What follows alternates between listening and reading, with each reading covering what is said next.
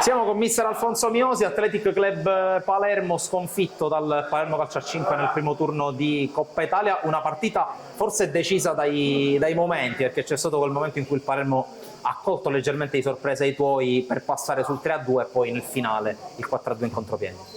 Sì, diciamo che ci può stare, perché soprattutto nel secondo tempo siamo calati anche un poco fisicamente, ci può stare. Noi oggi abbiamo cercato di fare una partita dove stavamo un po' più sulle nostre dietro e provare a ripartire per diversi motivi, perché siamo iniziato dopo, perché a livello numerico non eravamo al completo.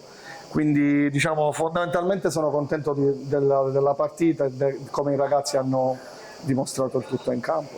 Tra l'altro avvertiamo già dalla tua voce, ma non è una novità, che le urla, i consigli ai tuoi giocatori sono stati presenti per tutta la partita. Sì. Lo chiedo come l'ho chiesto ai tuoi colleghi, come cambia anche la gestione della partita col tempo effettivo?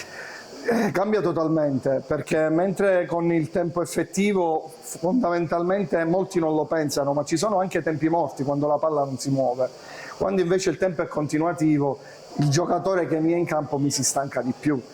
Tutti invece pensano al contrario, io invece penso di questo, infatti come hai visto molte volte la palla andava fuori, prima di battere si perdevano quei 5-6 secondi che fortunatamente la squadra andava pure a rifiatare.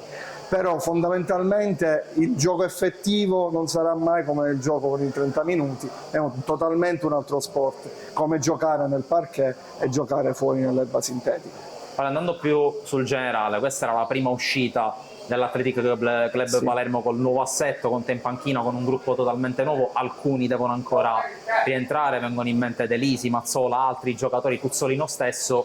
Che gruppo si sta creando e anche quali possono essere le aspettative per la stagione?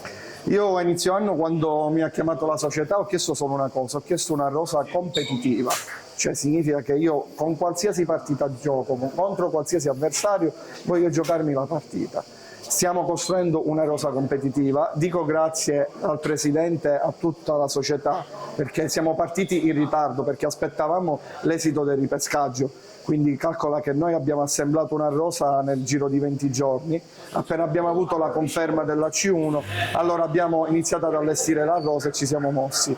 Quindi io fondamentalmente sono contento, spero che faremo appunto una rosa e la chiuderemo entro 15-20 giorni competitiva, poi sarà il campo a dire se saremo da retrocessione, da metà classifica o da alta classifica.